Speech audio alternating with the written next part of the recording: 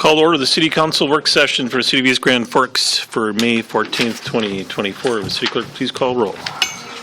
Here. Council President Mark Olson. Here. Council Vice President Tim Mayfeld. Here. Council Members Brian Fettis. Here. Ben Puck-Shavinsky. Here. Dale Helms. Here. Brian Larson. Here. Karen Peterson. Here.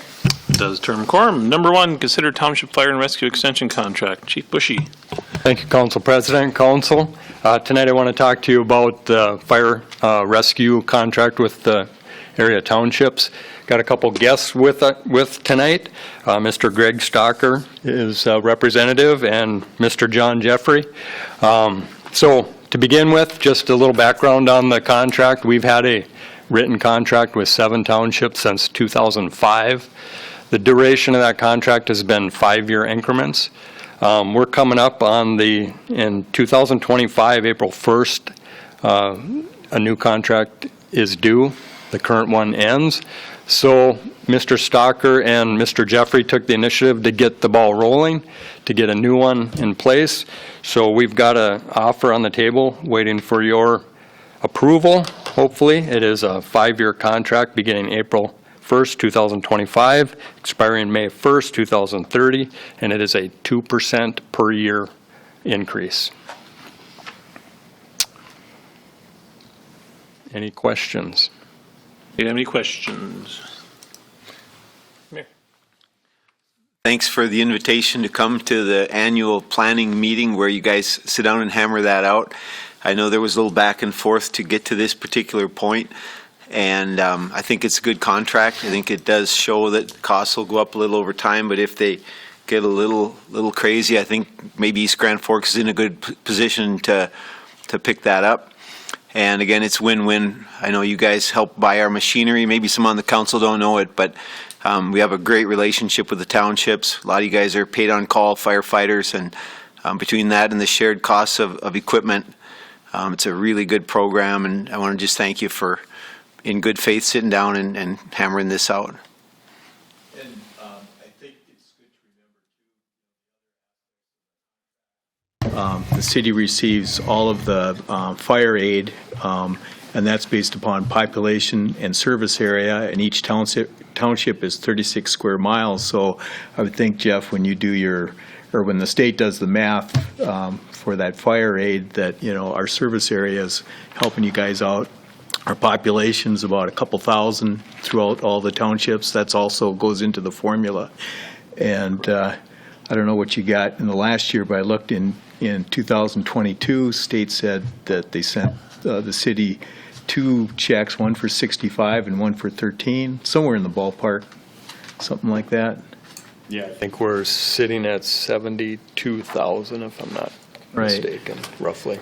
Yeah, and then on the last truck, the townships picked up 40% of 500 or 600 or whatever. 625,000. Right, and so we contributed towards that, and we plan to do that in the future too, as new trucks come online, that the townships participate in that as well. So it has been a great relationship, coming up on 20 years now that we've been doing this. So.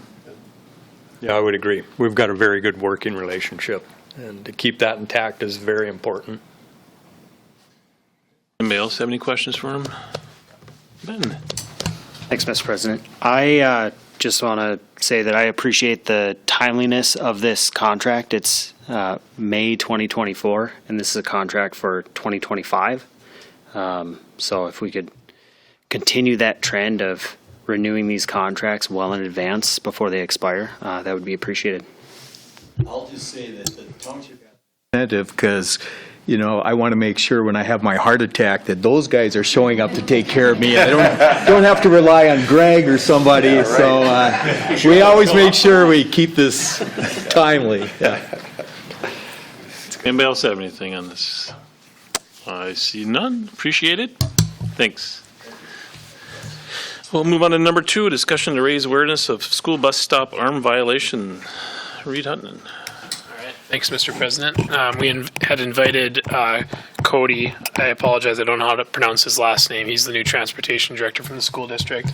I don't see that he is here tonight, so I'll do my best just to relay the message. And a lot of it is included in the packet. Last week, maybe 2 weeks ago now, Superintendent Hackbarth reached out to myself and to Police Chief Hedlund, raising concern for increase in the number of stop arm violations that they're seeing along the bus route. Vehicles not obeying the stop arms or the flashing lights when the buses are stopped to pick up children or drop off children, and just asked if the city could help in any way to publicize that need and that issue. So we have, of course, this discussion tonight as a way to try to raise awareness to that, and if anybody's watching, to start talking with your neighbors and your friends about it.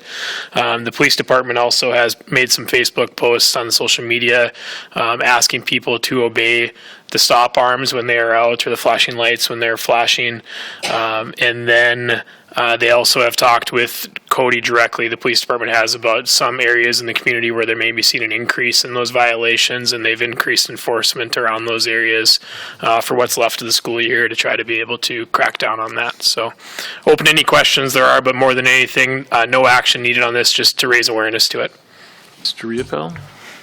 What I have seen on the Facebook thing is if everyone would share those to their people, because not everybody has it on their Facebook account, and that helps because that just increases the number of people that might see it.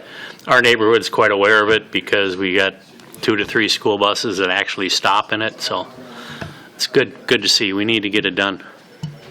Mr. Gulstead?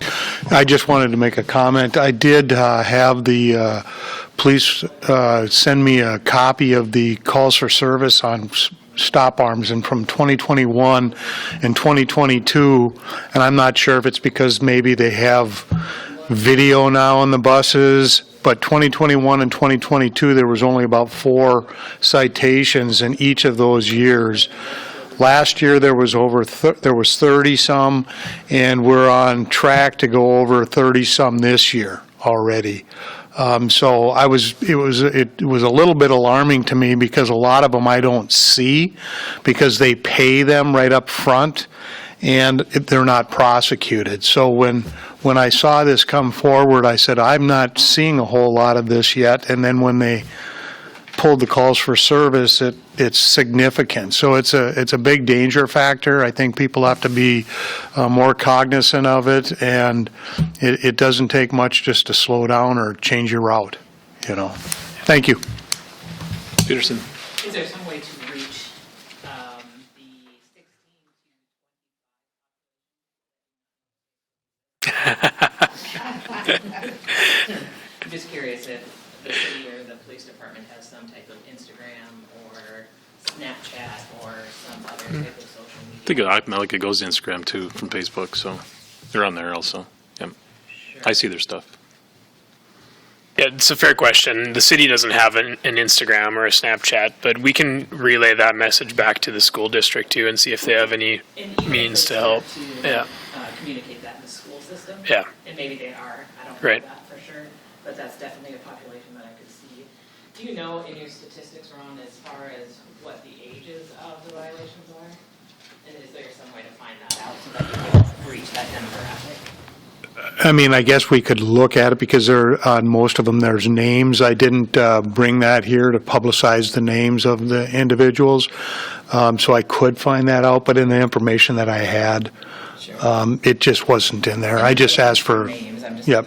Well, I was just, from what I had, it was just calls for service. It just had names. It didn't have all the details of whom and age and date of birth. It's easy to pull for us. So.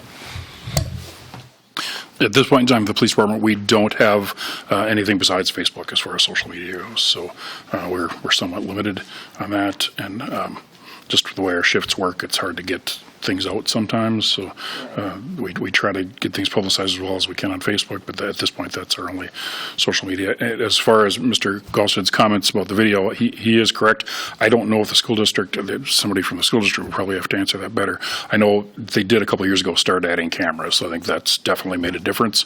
Makes it a lot easier for us to be able to take some enforcement action if they're able to get us that, because it's, before that, occasionally, as his numbers show it out. Occasionally, we'd get information from a driver as far as, vehicle description, license plate, things like that, that could allow us to take some enforcement action. But more often than not, they're more concerned about the kids being safe and trying to watch, did that person almost hit anybody or anything like that, versus getting that license plate information. So it's definitely helped us to be able to take more enforcement action since they've had those cameras, but I honestly don't know if they have them in all the buses yet. Mr. Petrovisky. Thank you. Chief, just follow-up question. I think I got part of my answer there. What does enforcement look like from the city? Do we need a report from the bus driver? Does an officer need to witness this happening? Or can any citizen take down that license plate number and send the info? The information from the school, it absolutely is beneficial. That's where we get most of it. We usually don't see them in person, so it's usually that secondhand information. But the video evidence is absolutely paramount. That's huge. Mr. Gallstad actually might be able to answer you better on the part whether a citizen can call in. I don't know that we'd be allowed to take action, but we would certainly follow up and contact the driver at a minimum. But whether we'd be able to take enforcement action on just a citizen complaint, I'm not sure. If, say, a bus doesn't have the video, and Ron, this might be a question for you, if the bus driver takes down the license plate, is that enough for prosecution for a citation, or does it have to be on video?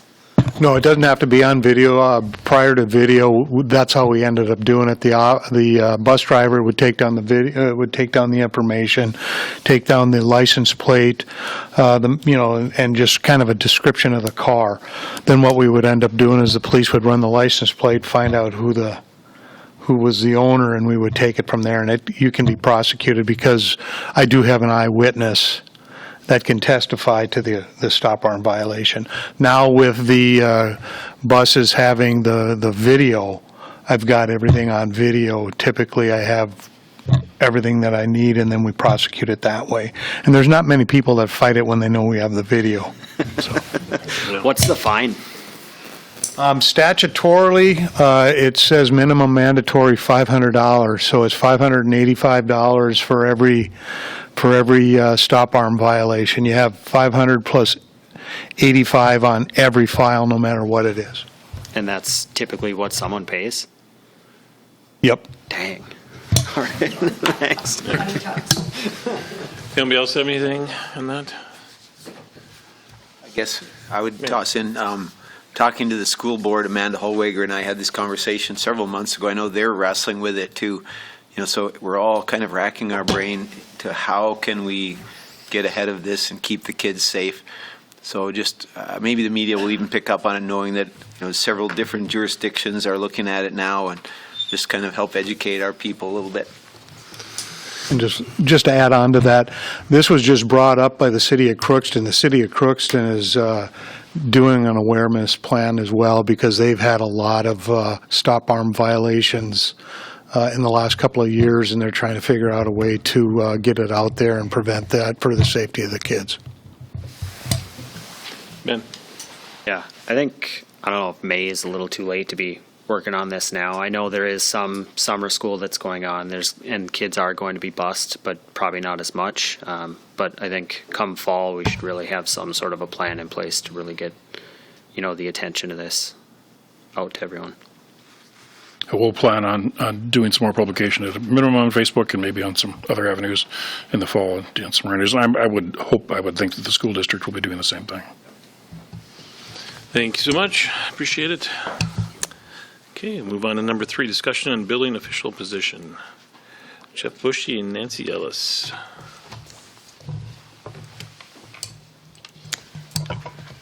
Thank you, Council.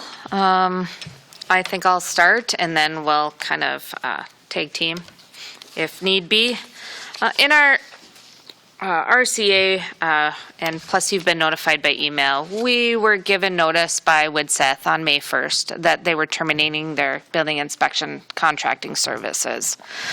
Not all of you have been around since they kind of took over, but part of the reason why we went into a contracting service was because we had our building officials retire, and we did run the job description in the paper, and at that time we were struggling to find someone to take on that full-time duty, so we went to a contracting service, and it seemed to go well. They provided a good service. As the years continued, they kept adding communities, so we did notice that we were kind of struggling to keep, the needs met of the community, at the level that they wanted. One of that being we had to drop rental inspections because we just weren't able to get those completed. So where we were at leading up to May 1st was we had one building official, certified building official, after the passing of Brad Bale. So we could foresee with them adding communities, trying to work with them to continue the service level that we wanted, and then possibly adding in rental inspections, which Brad had given us a quote, and I didn't feel that they were going to be able to meet the quote that they had provided to us, nor did they seem to either. They just quoted at the time because they knew that we were looking at some sort of service. So moving from that, when we received the termination of services, we knew that they still had that one employee, Cade Paulson, and we were kind of wondering where he would be. And that's where we came up with the discussions, an independent contract with the certified building official, whether we needed to look at the state, if we needed interim support from a neighboring community, or if we would look at hiring a full-time person. Since this RCA has come out, we've been informed of a few things that kind of address these four issues. An independent contract with a certified building official at this current time, we thought possibly could be Cade because we weren't sure if he had a position. He notified me on Friday that has accepted a full-time position down in the cities. So that option for a contracted service from Cade, who was doing our service, is no longer available. We did contact the state of Minnesota, or they contacted Reid, and from discussions, they were not inclined to provide us with someone interim, and if they did, it would be a very limited basis, maybe once a week, if at all, or as needed, or setting assignments, which is for a community our size. We have some fairly large commercial projects going on, as well as our new house permits. We didn't feel that our residents or our contractors would be pleased with that, and nor did the state really seem too interested in providing us with that service. Cities interim support, one of the things that we found out is Crookston does have a full-time building inspector, as does Thief River Falls. Thief River Falls is going to be taking on some of the duties that Widseth was performing for War Road and Roseau, so I believe they would be out. Crookston, while they've acknowledged that they could possibly help us out, they don't seem to want to. I think they've got enough work on their own for them to come over and help us, as well as the city of Grand Forks. While they have many inspectors that individualize in their inspections, whether it be mechanical, concrete, those types of things, none of them are certified in the state of Minnesota to do inspections. So we would be having to train them or provide some sort of thing even for them to get trained to do those inspections. They cannot do inspections in the state of Minnesota without that certification. And so seeing if the interest was in Grand Forks, well, again, we get the response of, well, we could do it. I didn't get the feeling that that was something that they were moving forward, was providing us that service. So we came to the conclusion that maybe now is our opportunity to look for a full-time person. We see it as a way to get those rental inspections back in. We know that a community of our size really should have a full-time building official. That being said, with the rentals and the buildings, we also saw that things that we have been trying to adjust in our permitting process and our planning process, there are things that we would like to see continued as well, fire code, daycare inspections. There's a lot that involve fire as well, and we thought maybe that would be a good fit. We did have our building inspector in the past located out of the fire department. It wouldn't be as a firefighter, it would be more of like a day 9 to 5 type position, but out of fire because there's a lot of regulatory needs that we see between the two. In the short term, we know that we're going to have to find someone to do the inspections, or we won't be able to issue permits. So we have been in contact with someone in the state of North Dakota who is attempting to get his, and will be testing for the building official out of, he's in Mapleton, North Dakota. He's looking at adding Ada. I don't think from the amount of cities that he has, which are a number of small North Dakota cities, 26 in fact, I don't foresee, again, us meeting the needs of our community by hiring him for a long-term basis as our building official. He would be more than qualified to help us get someone into that position and trained, I think, and do some of the permitting or inspections that we need, but we're still lacking that rental inspection, which he will not do. He doesn't deal with fire code. That would still be from the fire department. And he issues his own permits. From the time that I started in building inspections 10 years ago, I think we've made great improvements on working with the different departments in terms of concrete, right-of-ways, looking at building design, looking at site plans, making sure that things are out of the easement, making sure that we're meeting requirements. And so my concern is hiring someone from Mapleton for a long-term type of a service, not like Woodseth, who was also doing our engineering, which was helpful. I feel like we'd be taking a step back in the progress that we've made. So I guess with lots of discussion and quickly, Reid and Jeff and I feel that we need some direction to see what your thoughts are on the possibility of a full-time person, or how you'd like to see that position, or where you want us to head. Because, again, I don't want to see this as something that's going to it's troublesome, but I want to view it as an opportunity for the city to really provide the services that I think the people want. And this is our way to right that or determine how we want to see us moving forward. So. Do you have anything to add, Mr. Boushee? You're looking at the overall, trying to solve the issue and looking at all the options here. I look at exactly what Nancy said, that the opportunity to fill some voids that we have safety-wise, and for me that is the inspection program for the rental inspections. Being able to solve that issue, plug that in with this issue with the building official, I really like that idea, but that's just one solution that I would like to talk about. Mr. Reapel. Kind of appears that option 4 is really our only option on this sheet. I'd like to see the numbers as to what it's going to cost. Maybe plug something in so we have an idea what this is going to do for our budget. And then we can take it from there. And I mean, it sounds like it's all good, and we got to get something, so. And budgeting, right now, it's dependent on how the job description's written as to what grade it comes in at. We do have information as to what we bring in terms of revenue. And what our current contract is with Woodseth is they get half of the permit fees and they get all of the plan review.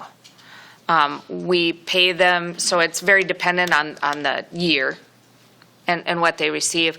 What we take in, I mean, we have here just, let's say, for example, from 2019 to 2023, We're at 68,000 in 2019. Our slowest year was 2022. We were at 48,000. Last year, we took in 73,000 in revenue, and that's permitting fees.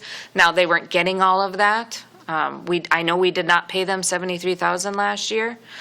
So a portion of it was covering Brenda's wages, and then the remaining contract. But again, that's with no rental. So when we were looking at adding rental, and when we looked at a fee schedule per building, we thought we could bring in revenue of about 30,000. So if we look at a 10-year average of what our permit revenue is, it's about 80,000 per year. Then if you figure you figure you add in the 30,000 in rental, we're at about 110. Now, do I think that we can confidently get enough revenue between the rental and the building inspections to pay for their salary? I do.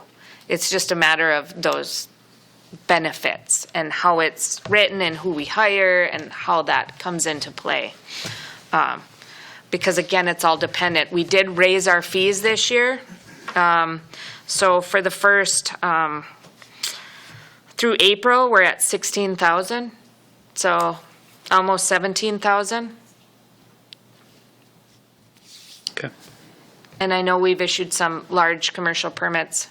So I mean, if you figure, I mean, I would say 80,000 is quite high, because we did have a couple of very large years, but I would say 70,000 is realistic in terms of what we bring in. Okay. And I always budget low, because you can never predict revenue. Right. The one thing that, in speaking with the person that could possibly do interim, there are a number of permits that they do not inspect. And that is one thing that I have taken on, just because we don't have an in-house building inspector. I look at all fences, I do all site plan reviews. I meet with the majority of the people. I look at patios, I've discussed decks. When it comes to siding, shingling, window replacement, those types of things, we can self-certify. We have had contractors take pictures and review that way. It's not a great way of doing it, because we've seen some issues with shingles, with flashing and the way they've put on their gutters and those types of things. I would prefer to see that being inspected. And again, the gentleman that I talked to, they don't always come up for those. So I feel that a community of our size with 9,000 people, a full-time building official would be, or a full-time person that's able to do that. They can take on some of those nuisance building issues that we have, rental, some of those concerns. Daycare centers, those are another thing that we get a lot of questions for. We get a lot of certificates of occupancy requests. So there's just a lot of little things that I can see either combining the two or having a full-time person. It would really be beneficial. So. Karen, did you have something? They were answered by Okay, good. her explanation. Mr. Helms? Thank you. I have about 3 questions. First of all, how long does it take somebody to get licensed to be an inspector? That was just discussed today with the gentleman that we're looking at, and we'll bring that forward later. You start with building official limited license. And anyone with some construction type of background or limited, they talk a lot about ADA. They talk a little bit about fire code. That's something that they could probably obtain by the end of the summer if we had someone on, that wouldn't be hard.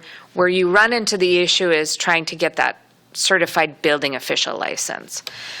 And there's hours and there's inspections that are involved.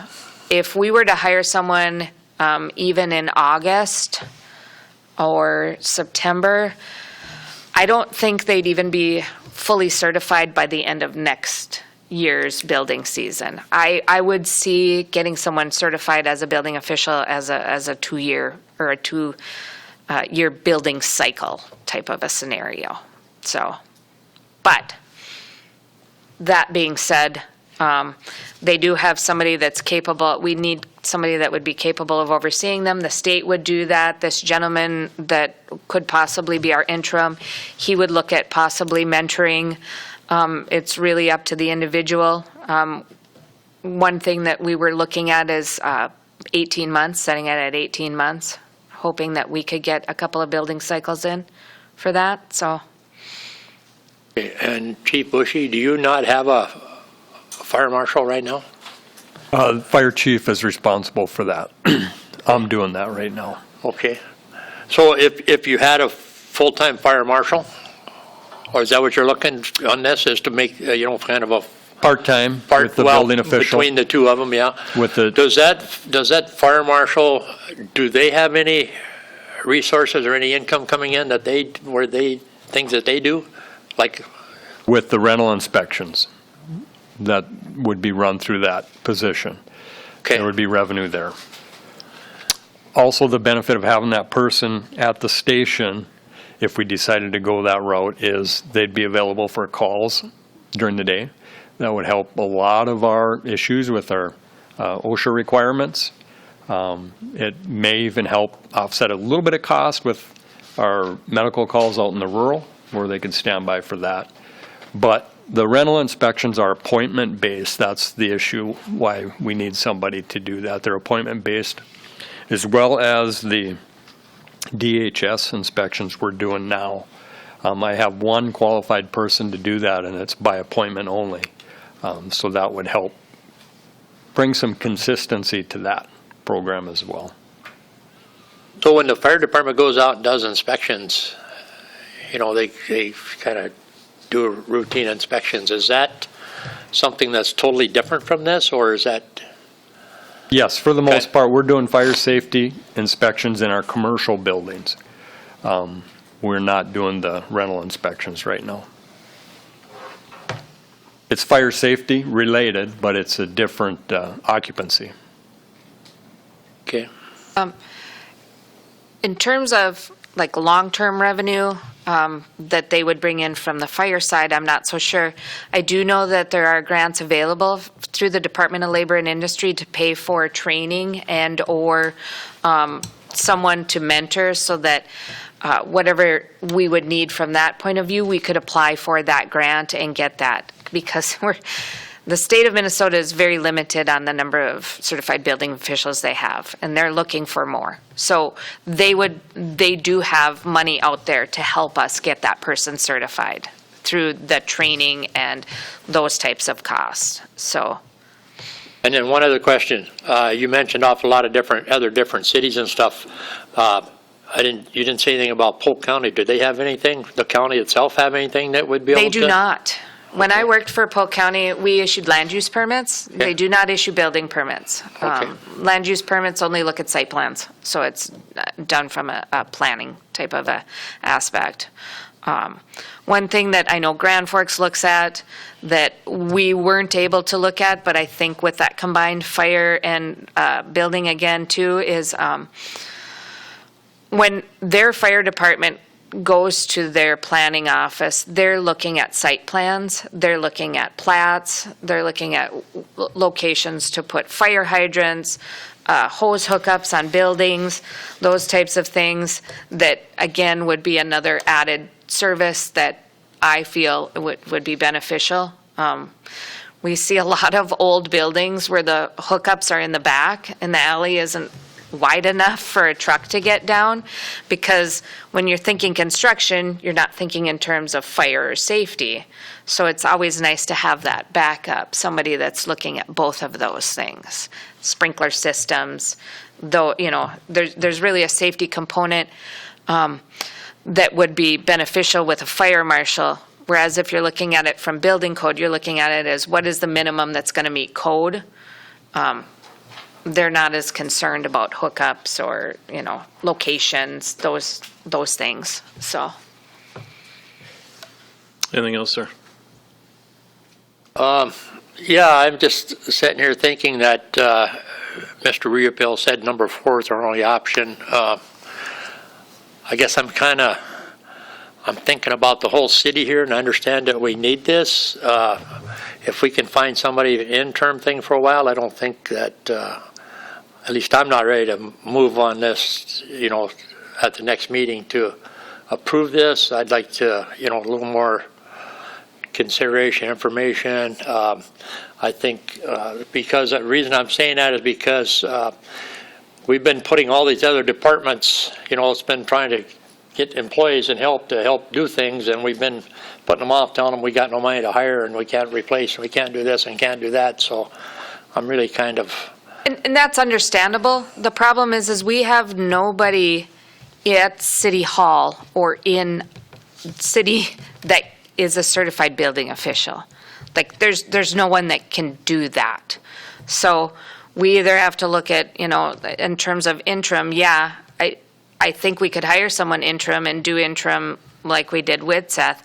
I just think that a lot of the things we're not going to be able to do. We'll never be able to do rental inspections because we just won't have someone to do that. The interims are not going to cover those. So, and if, when we were in between Jim Richter and Paul, I was the interim EDA person. And while I could do the loans and I could do the rebates and the tax abatement stuff, I wasn't able to go out and market the city just because of my duties. While Megan's able to do the accounts payable and those types of things in the interim, did we need a new person? Yes, because of the time crunch. The difference between that and building official is we would have to send someone here to be a certified building official. And that would take them away from the job that they're doing now. So that's where the difference is, I guess, is the way I feel. We just don't have anybody to fill that in interim. We'd have to hire someone for interim. Mr. Gordy, you have something, sir? Yes, sir. If I may, I am getting more and more calls from businesses that wish to expand. If we can't issue permits, how are we going to be able to serve our business community? So to me, it's imperative we find some way to resolve this and move forward. Thank you, sir. Mr. Larson? Thank you. Yeah, just a few questions, I guess. One comment is I think whatever solution we end up with, we've got to find a way to address the rental inspections. I think this is our opportunity, and that's a big miss there. There was a fire last year, I believe, where there's been a few in rental properties in our downtown area. That's a major risk. A couple questions for you, Nancy. Sure. Let's say there's like a larger industrial project, it's like Crystal Sugar or one of those type facilities here. Are they pulling a permit, and are we getting a fee based on the value of that project?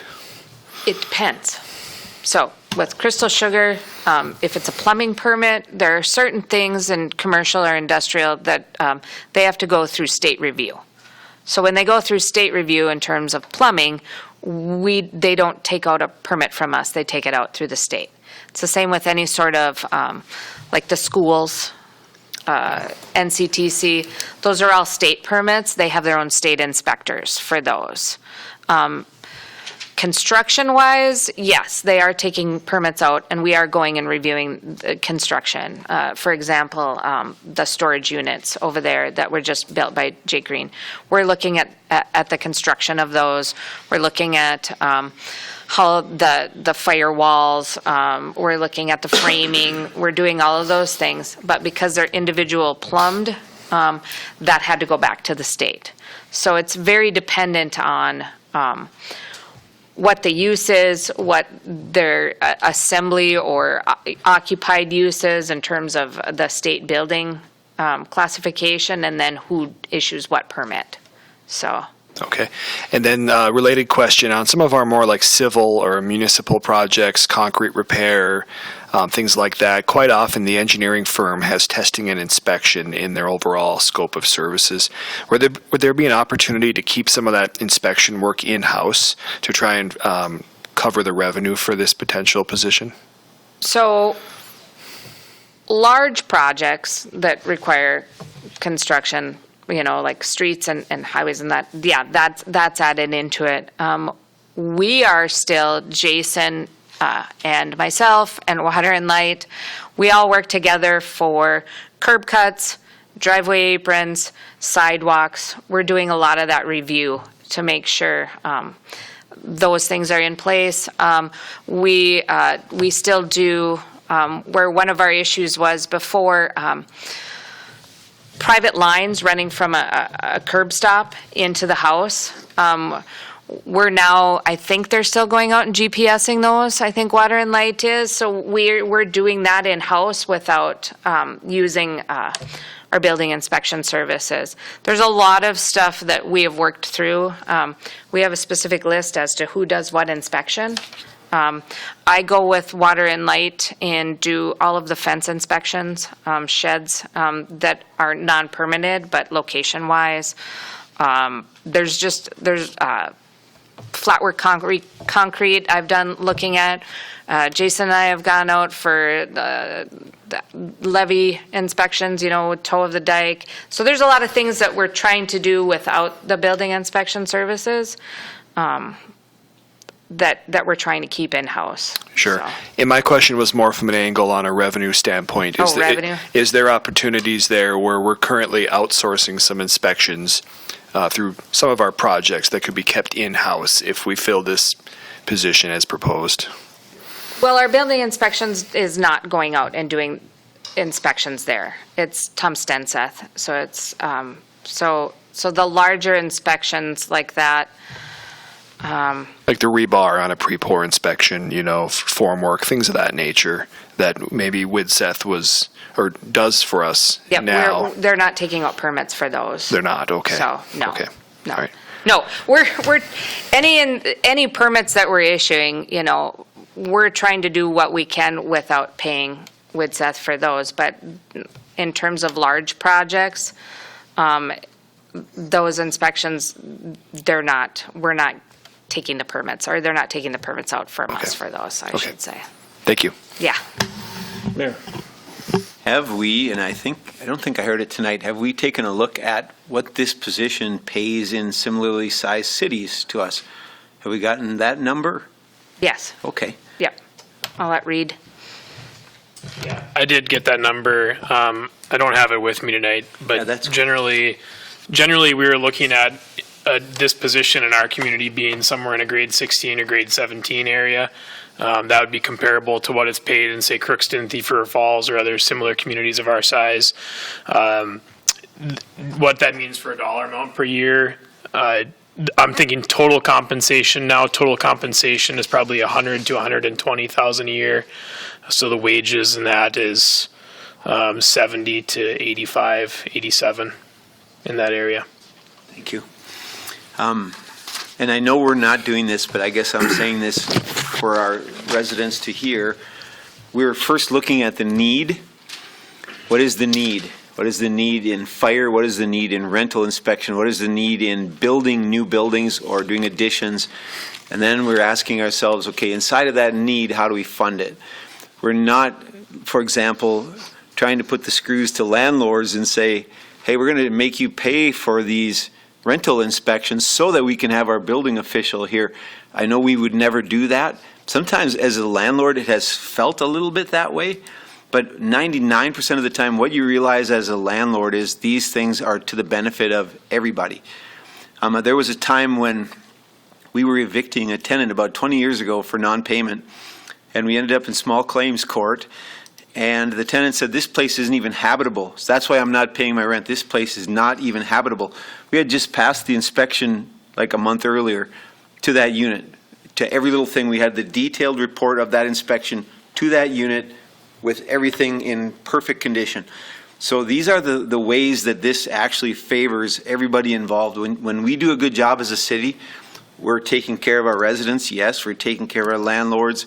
We're taking care of the customers of a business that's not susceptible to fire. I mean, a lot of good comes out of this. And whoever is leaning toward doing this sooner than later, I would support it. And to the point of the revenue that comes off it, to the rental inspections, I'm fine. As a landlord, I see the benefit of the value of what we're getting to the safety of our residents and on out. So, yeah, I think this is definitely something to bring it in-house. There's probably way more than enough work. Like on the fire inspection, some of that kind of went away with COVID also, right? Or right around that time? During COVID, yeah, we quit doing the commercial inspections, but we're back on them. We're just kind of ramping back up now, and this would be a perfect time to take some of that workload and shift it over this way. Yep.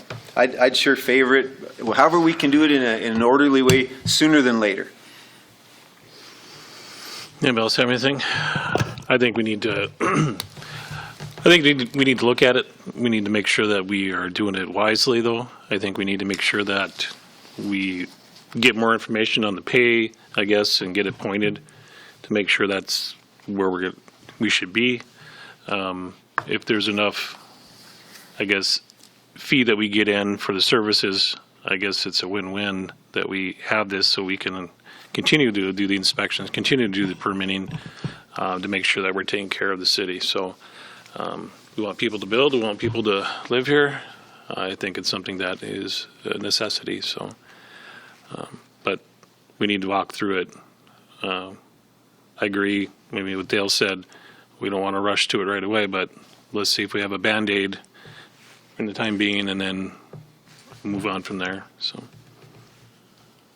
Mr. Reed. To the mayor's point, I think there's a direct correlation with this particular job between money coming in, revenue coming in, and what we're paying out to the individual.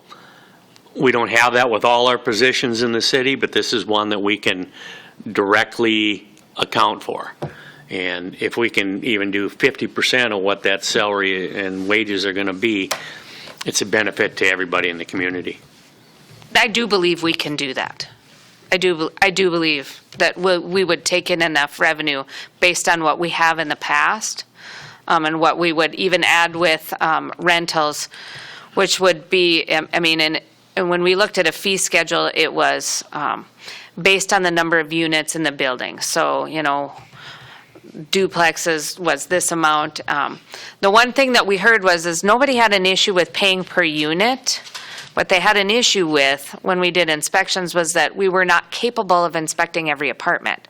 So they were paying for every unit, they weren't getting an inspection. We were doing 1 or 2 per floor, just time crunch. So, so some of the larger ones were like, if you're gonna charge us, our expectations are that you're gonna be in there and you're gonna be inspecting. So from my standpoint, I think we can, at a minimum, make sure that a majority of that salary is paid for. We have increased our permit fees now. I think we should be looking at it every 2 to 3 years rather than every 5 to 10 years like we did in the past. And again, like I said, when we did raise those, we want to do it incrementally where we don't raise the fees high enough where now we're not just doing inspections, but we're also making sure that, you know, we're doing drive-bys to make sure people aren't building without permits. Because we don't want to fee ourselves out of people obtaining permits and then having to go in the back end. So, but we haven't seen that yet. Mr. Benner. Thank you, Mr. President. So the current fees that we're bringing in from building inspections or building permits is not all going to WIDSEF. Correct. So, and I'm just going to ballpark figures. I know they're going to be incorrect, but if we're bringing in 50,000 and 25,000 went to WIDSEF, the other 25 went to cover someone else's salary currently in. So if we're increasing our fees and charging for rental inspections, we'd have to bring in 125,000 or more to cover what we're already using for someone else's salary, plus to pay for a new one. Yes. Just to put that in perspective. Yes. Thank you. Anybody else have anything on that subject? I think it's something that you keep working at it and bring it back. And yeah, I don't know if you need any other direction from us, but. Yeah, no, and like for Brenda, you know, a portion of her salary goes through EDA, a portion of it's charged to planning, a portion of it is through building inspections. And based on the way we're doing it now is whatever their contract is, whatever remaining part of that revenue is just going towards a portion of her salary. So But yes, we would lose that, we'd have to figure out a way to pay for that full-time person, but we'd still be paying for that portion of Brenda's salary. So yeah, it's not it will require either raising the rates to the point of where we can pay for half her salary in a full-time position, or we'll have to see it as something similar where it comes out of the general fund.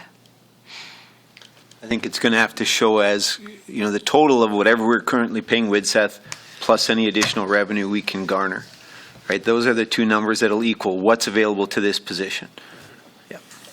We could just look at bringing the whole engineering phase into the city, and then we'd have all kinds of money to pay for everything. So we didn't. Let's go down that rabbit hole. All right, anybody else have anything? Chief Boushee? Yeah, so for clarification, we're going to work on an interim solution and then work on a job description to look at. With as many dollars connected as you can, right, Okay. to show the impact it'll have on the general fund. Gotcha. Thank you. All right, thank you so much, appreciate it. We'll move on. Number 4, request to set pool prices for 24 season. Mr. King. Thank you, City Council. The Sherlock swimming pool is getting ready to reopen for the 2024 season. During a recent Parks and Rec Commission meeting, we evaluated the 2023 pool season and discussed rates for 2024. After we reviewed the revenue and expenses, we discussed what the rates could look like for 2024. During those conversations, we thought it would be a good idea to raise the daily rates $1 across the board while keeping the seasonal pass rates the same. The daily rates, the proposed rates, if we raised them to match what we looked at for 2024, we would use that to offset some of the repairs, maintenance, and chemical costs. With the proposal that's in front of you for 2024, that still stays in line with the other public pools in the region. If we use 2023 attendance numbers and plugged in the numbers for the 2024 proposed rate, it would generate around $11,600 of extra revenue to be used towards the cost of those repairs and maintenance and chemicals. For the operating cost for 2024, we set at $194,564. What we know in the last couple weeks is as we start getting the pool ready to go and we start turning things on and putting water in places that hasn't had water in a while, things are starting to leak. The pool is now, I believe, 7 years old, so those maintenance costs are kind of creeping up and up every year with the costs. Just as everything has happened since COVID, with everything kind of increasing year after year. So chemical costs never came back down truly after that as well. So chemical costs are still up there. The recommendation would be to approve the proposed rates as for 2024, as you see here. Anybody have any questions for Mr. King? I see none, sir. Okay. Appreciate it. Thank you. Thank you. Number 5, request to purchase motor grader. Mr. Stordahl.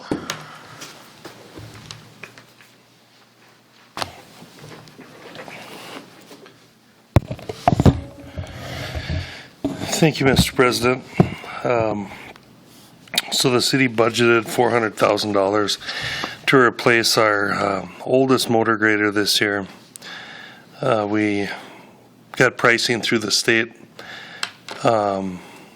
bid contract through RDO Equipment and Ziegler Cat. The Ziegler was willing to give us about $79,000 on a trade for old machine, where RDO was about $85,000. When you take all of that into consideration, Ziegler came in at $353,940. RDO was $388,203. Those prices include warranty. And my recommendation would be to go with purchasing the CAT 140 all-wheel drive for $43,800, including warranty. Declare surplus for trade our CAT H motor grader for $79,000, and trade to Ziegler for $79,000. Is there any questions? Anybody have, Mr. Elms? Just one simple one, Jason, and just information. These two, with the John Deere and the Cat, are they pretty compatible? I mean, are they? Very much. Are we talking apple to apple type thing here? I mean, for motors and so forth? Yeah, they're both relatively the same horsepower. Okay. They have 14-foot moldboards on them.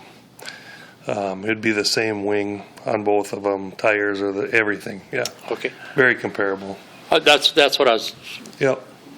just questioning that. I was just curious. Yep. So. And they'd be also comparable with the one we're trading in as well, as far as size-wise, so. So how are we coming on the transmission on the other one? Have you? Yep, that's repaired.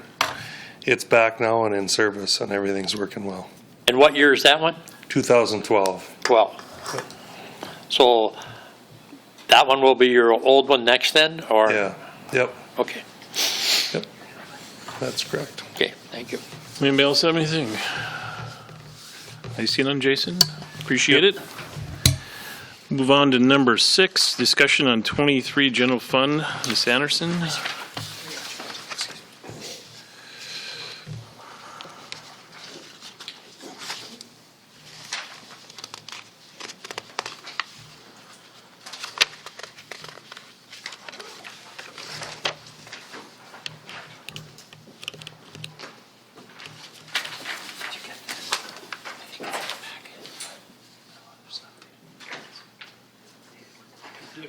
Oh, sure.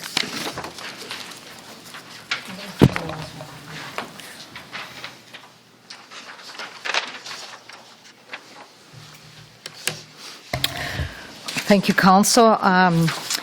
What we put together here is a draft of where we ended 2023 at. And so I just wanted to go through that with you. It's updated a little bit more from what you received on Friday, and that it also has some sidebar of what those changes were. So if you want to just dive into that. First page has to do with revenue. And on the right side, it shows where our revenue over budget that we received, which is a good thing. We did have a few areas that were under budget, but most of it was over budget. So we received $39,000 more in police and fire state aid, which we never know what the rate will be until we actually get it. So we budget at what we got the year before. We received $15,000 more in permits than we budgeted. The school district pays us for a rental fee for our facilities, and they got billed in April and October. So it was one calendar year for us. We had an extra payment. It did not affect the school district because their year ends June 30th. So we will just end up billing them in October again. So that will fall in the year. So this is a one-time where we'll have an extra payment in 1 year. When we look at interest earnings, in 2022 was the first year that we got to put our investments, our CDs, at par instead of the volatility of how the market ended at December 31st of each year. So we actually hadn't budgeted anything for interest in 2023 because of that volatility. In other years, we had a negative number. So we were just being conservative and just plain zero because the year before we actually had a large loss. And then we had insurance dividends from the League of Minnesota Cities of $53,000. And the league has told us, do not plan on getting this every year. And so we're fortunate if we do get it. And it all depends on the claims throughout the whole cities in Minnesota. So that comes up with about $307,000 of just that 391 increase in revenue.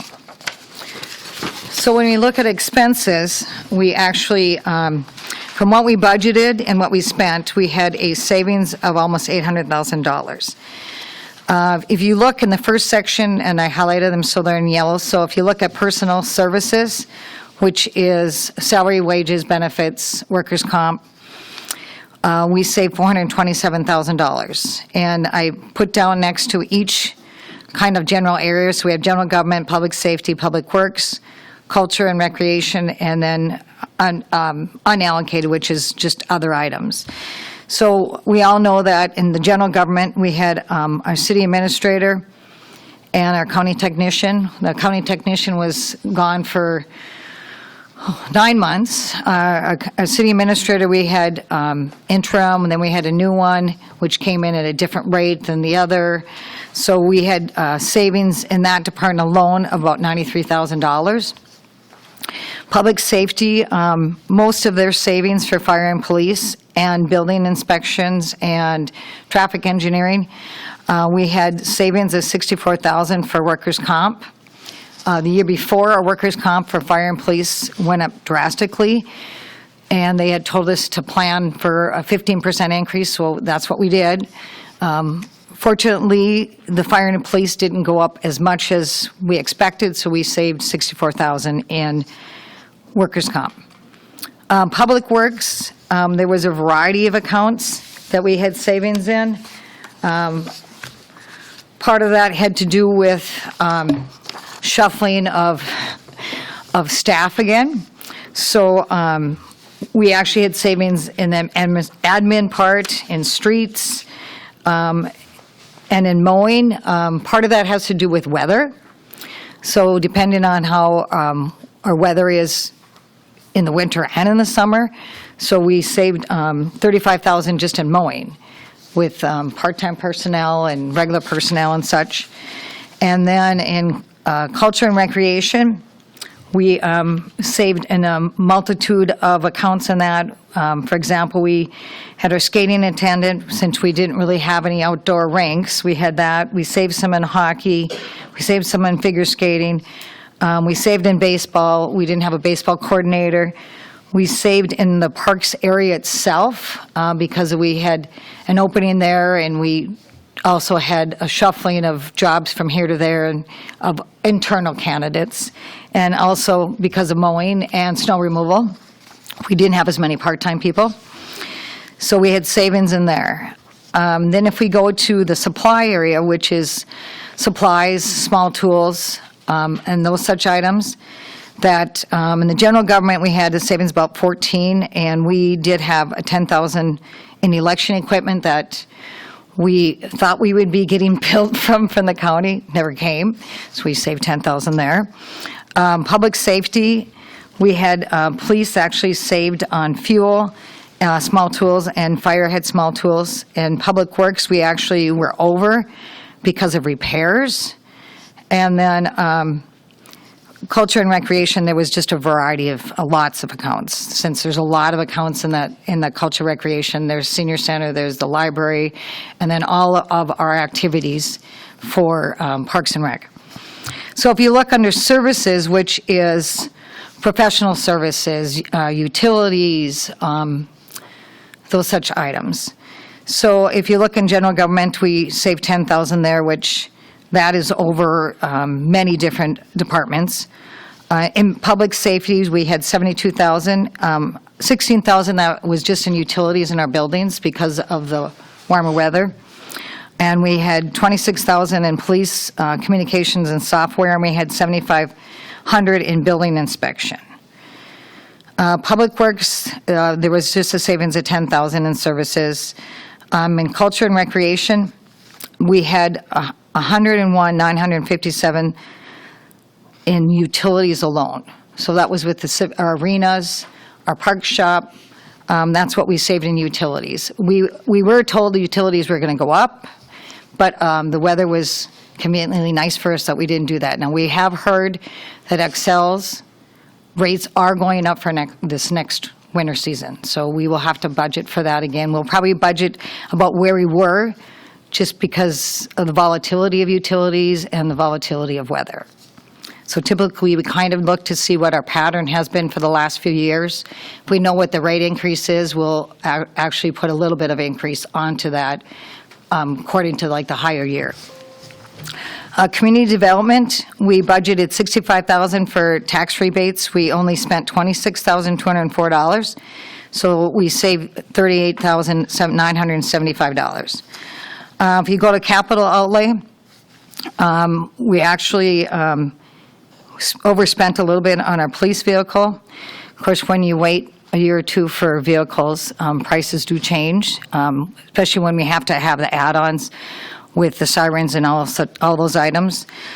We saved $50,000 in culture and recreation, but we did put that $50,000 in 2024 because we knew it wasn't going to get here before the end of 2023, so we received it in 2024.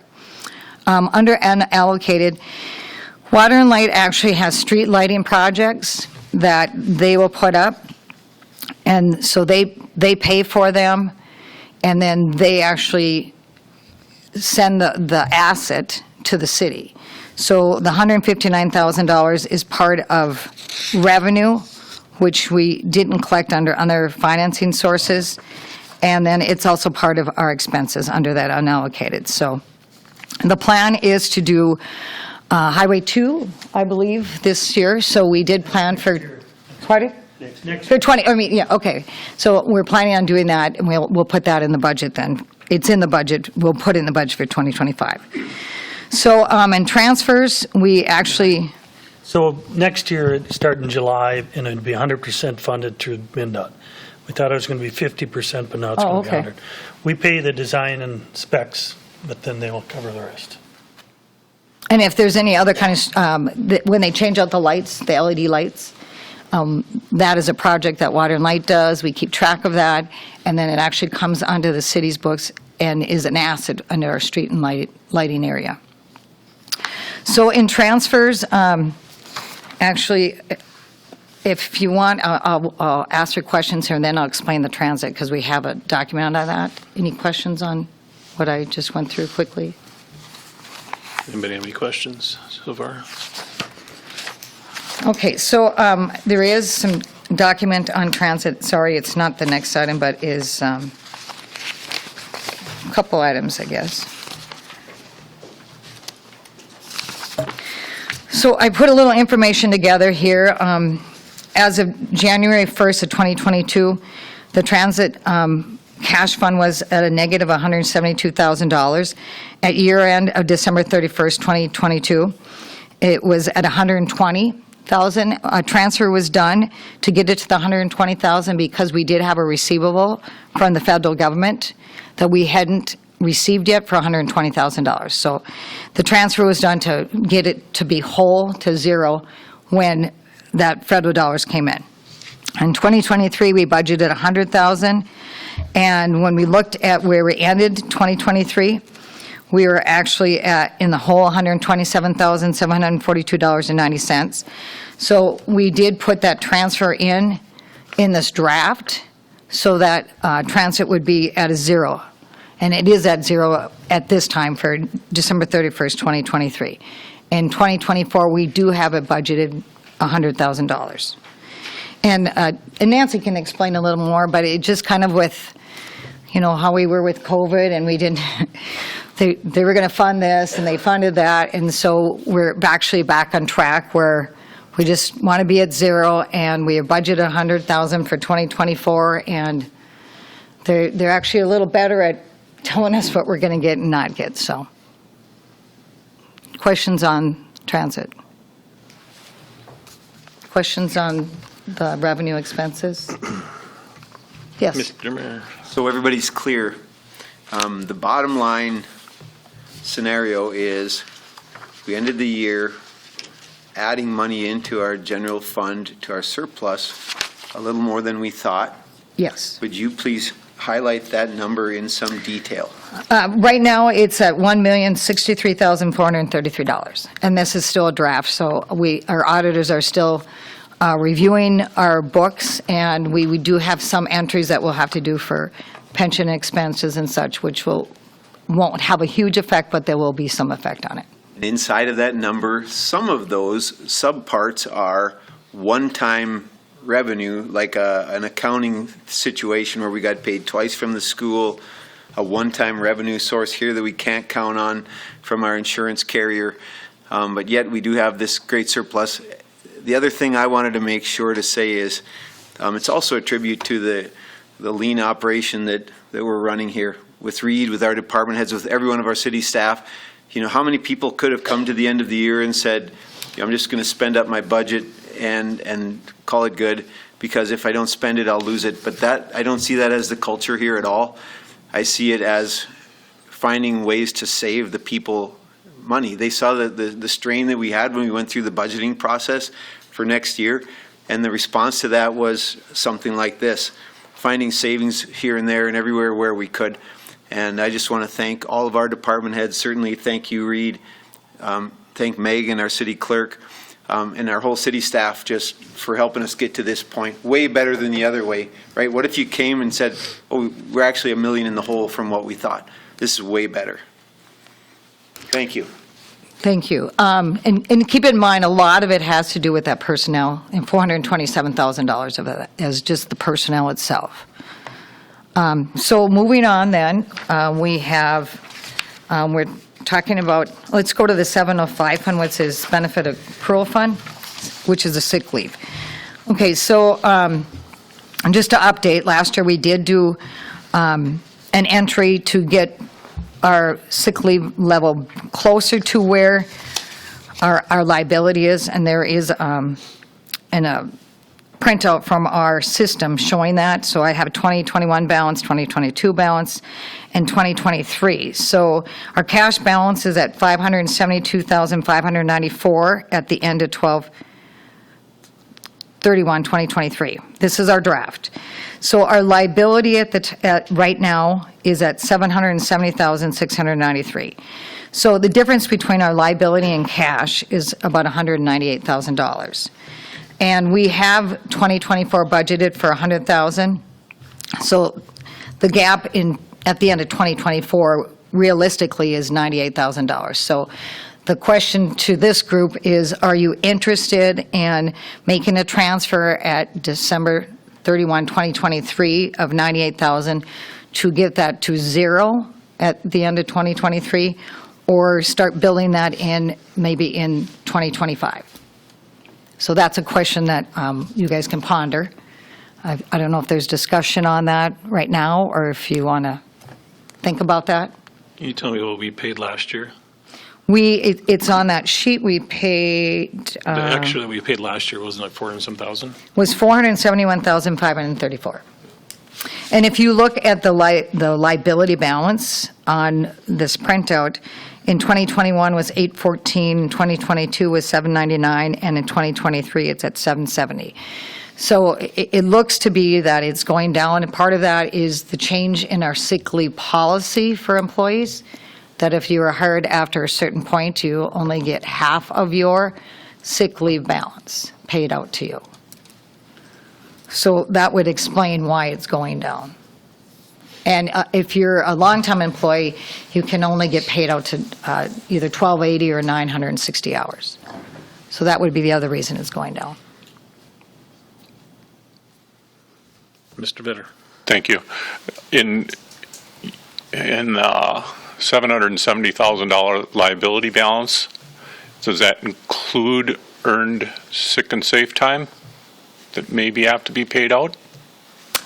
No, because we're only doing that earned sick and safe time for part-time employees, because it's considered already part of the sick leave we have for full-time employees is covered. We don't have to have additional. Okay, but wouldn't there be a liability or possible liability for the part-time employees? Because we're front-loading it. We're front-loading it, but we do not have to pay it out at year end. So, so they would actually have to use it.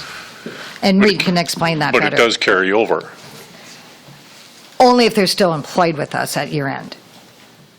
Or if they come back within Correct. a certain Within amount of time. 180 days. Yes. Right. Yeah. But there is no liability for a payout at severance with the way we front loaded it. There's at severance, whenever that employee leaves, we do not pay out anything in the option we chose. We front loaded 80 specifically to stay Okay. away from that option. If we had front loaded 48, that was the second option on a front load, then we would pay out at severance whatever they had remaining in their bank. And that was part of the reason we did that, so we wouldn't have a liability. They could just use it throughout the year, and that would be the increase that we'd see then. Yes. Okay. Good question, though. Thank you. Other questions on the sick leave? Okay, 280 fund. I know that it was requested on the activity of it, what we assume for the years in that. And a lot of that has to do because that's where our tax rebates for the city share is coming out of. So there, attachment A actually shows the lots we have available for sale. And on that, it says where the parcel number is, what our asking price is, what our total specials are, what the value that we have on our books for the actual cost of the lot. The water edge lots are worth $5,331.74. That's what the city actually has for their cost of actually purchasing the land. And that's the value of the land. So then we have a column of what the asking prices, less the specials, less our lot costs, and what's remaining. And then we just guessed that a closing cost typically is about $3,500 that the city has to pay. So the last column would show what we expect to get as a net profit after all those things are paid. And that is at $188,076. So when you look at that, and then attachment B has just a guesstimation of where we're at by the parcels we have sold and what we have left to pay on. So we have year 2 of 2025, our budgeted is $32,606 for the second year of that tax rebates we presently have. And so we're, the next grouping is ones we have already sold, and we have an estimate of what their market value is. So we estimated what the rebate for the city would be. And what we did was we took the actual city rate that we have right now in our tax levy. The next section is what we expect to sell, and we don't have building permits for that, permit value on that, so we actually just took a estimated value on that building permit right there, and then we estimated the rebate with the rate we have now with like a 3% increase, 3 or 5% increase, in case we need to raise our levy that amount. And then so for 2024 and after, we're just kind of guessing that we'll sell 4 lots at $450 each year. And so we're just guesstimating the best we can of what our tax rebate liability would be. So if you add those all up, so we have the parcels that were sold before 2024 for 119, and we have parcels that we're hoping to sell for 163. So the total parcels eligible for rebates would be 283,000. So if we go back to the recap, the cash balance of as of May 10th was 187,000. The Schedule A or Attachment A, we have a profit 188, and we have future tax abatements of 283. And then we also still have landscaping grants, and we added up the lots that haven't taken those grants so far that we've already sold, and the ones that are left, and that's about $24,000. So our estimated balance of the 280 fund, when all of our lots are sold and what we are liable now for tax abatements, we would have a net balance of $68,000 to our best ability. Reid helped me a lot on this, so thank you, Reid. And Brenda and her and the planning and areas. So questions on that? Mr. Bitter. Thank you. The tax rebates, they get a rebate for how many years? You know what, I'm going to have Paula answer that. 2 years. 2 years. So it's Okay, the first so- and second year where after they come to full value. So on your estimates then, let's just pick 25, you're saying that's 26,000. Is that for both years or just the 1 year? That is but for both years. For both years. Okay. Thank you. Anybody else have any questions? Well, so what I actually did is the top is the first year, and then in the green, I did the second year. See, there, I took the lots, and then that says first year is the green, and then the second year, right above the blue there, is the total of those, the second year. And then the rates within those each years has a little bit of inflation in it.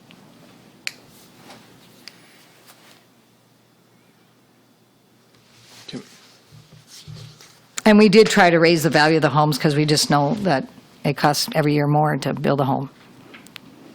Conservatively, I mean, I think the average right now is about $450 anyway, so. Mr. Mayor. And the beauty of an exercise like this is fewer surprises. I mean, and that's the longer we do this, I think the closer we'll get to anticipating these things more and more accurately. So thanks for going through that exercise, just to not be blindsided by these kinds of things, 2 turns from now. So thank you. And of course, when the 280 fund is depleted, that will be a discussion that the council has to decide. Is this the tax rebate something we want to continue? At this time, the county and the school district, it comes out of their general fund. So that's probably where it'd have to come from for us. And that would just be something we'd have to budget every year, if that's something they want to continue. Anybody else have any questions on 6, 7, 8, or 9? May I ask one more? Sure. 6, 7, 8, or 9. Back to the housing incentives. Yes. However we could poll people who have developed homes in our area, to what degree this is an incentive for them. To what degree I don't know how you get your head around that, but if this isn't incentivizing people to develop in our community, then it isn't worth the expense. But if it is incentivizing them and they're acting on it, it is worth the expense. So if we could somehow... Paul wants to answer that. Yeah. To really get our head around, is this bringing people in? Are a lot more people developing here because of this? We went through the incentive program several years ago. What we found is that the $5,000 rebate for people who are buying homes, the forgivable loan, was not an incentive. But we found that this was an incentive, and the landscape, because of the curb appeal, was an incentive. The other thing to remember as we go forward on this, there are different kinds of rebate programs in the state. Some of them are like ours, 100% for a year or 2 years. Some of them have a set amount that's refunded, something like $1,000 per home. Some of them, one community uses their property tax rebate for 7 years and uses it to pay off all the specials on the homes. Another gives the homeowners a choice between 3 years at 100%, or 6 years at 75%, or 10 years at 50%. So we have opportunities in the future to customize it to meet what we can afford to do as well.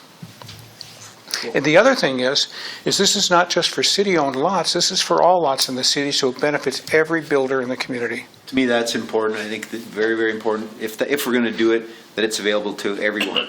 So good job. Mr. Reid. Thank you. This is a perfect example of how someone that could be elected to the state legislature could go ahead and try to get the state to put some money back towards the communities, because we've lost a lot of people to other states because of our tax structure. So this would be a good retention thing, that if someone ever makes it to the state house or something, it'd be a good idea. I'll see if I can carry your preferences down there with me, Tim. Thank you. If you won't say anything about that little fish. I've got pictures to prove it. I'll show everybody before we leave. Anybody else have any questions on 6, 7, 8, or 9? If not, I entertain a motion to adjourn. Move. Moved by Vetter, second by Riepel. All in favor, say aye. Aye. Opposed, same sign. Motion is carried. Meeting's adjourned.